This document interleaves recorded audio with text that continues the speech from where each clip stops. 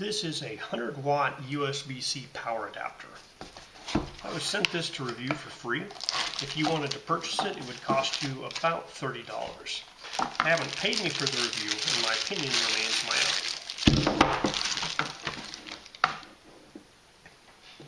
Alright, so in the box is this block, which is a 100-watt power adapter.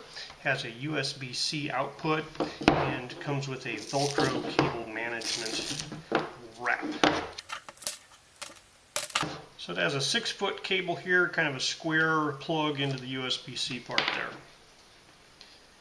This guy here says it's universal input, 100 to 240 volts AC, 50 to 60 hertz.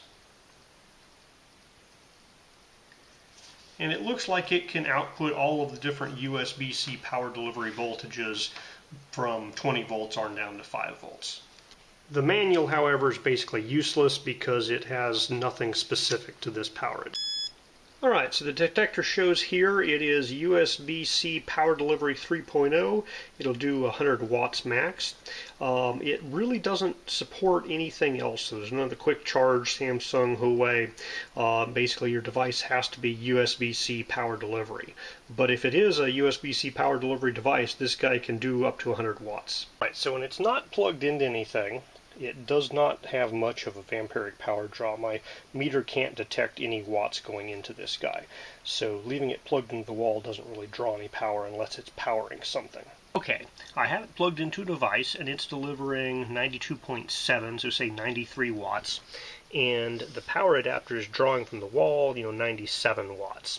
So efficiency-wise, it's not bad. It's, maybe a 5-watt difference there. So, 95% efficiency is pretty good. Now, it's not actually delivering a full 100 watts here. I don't know if that's because my device isn't drawing the full 100 watts, or if that's a limitation on, the length of the cable and everything. But it is providing pretty close to the 20 volt at 5 amp, maximum power for the 100 watt USB-C power delivery standard. So, if you're looking to get a 100 watt power adapter, this guy's getting pretty darn close. I'm seeing, 92 point something. I'm going to leave it here powering this guy for 10 minutes, then we'll check the temperature.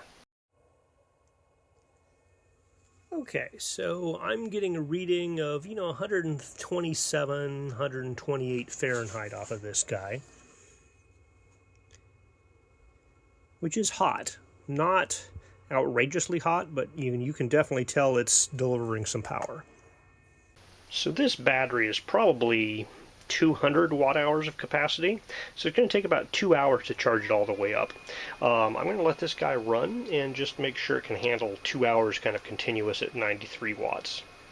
So the power factor of this guy is 0.61, and what that means is it's drawing 153 volt amps, but it's really only pulling 95 watts, and you're paying for watts, so it doesn't really matter at this low power draw.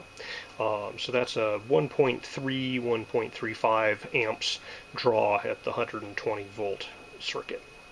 All right, this guy's been charging the battery for more than an hour, probably an hour and a half, and it is quite toasty to the touch.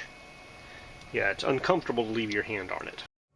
So yeah, this power adapter can definitely push the watts for multiple hours, but it gets toasty. This is like 165, 168 degrees out here. Uncomfortable to touch. I'm kind of surprised it's getting that hot, being a GAN adapter. So I guess when you're putting out 93 watts and pulling in 96, 97 watts, those extra 4 or 5 watts have to escape as heat.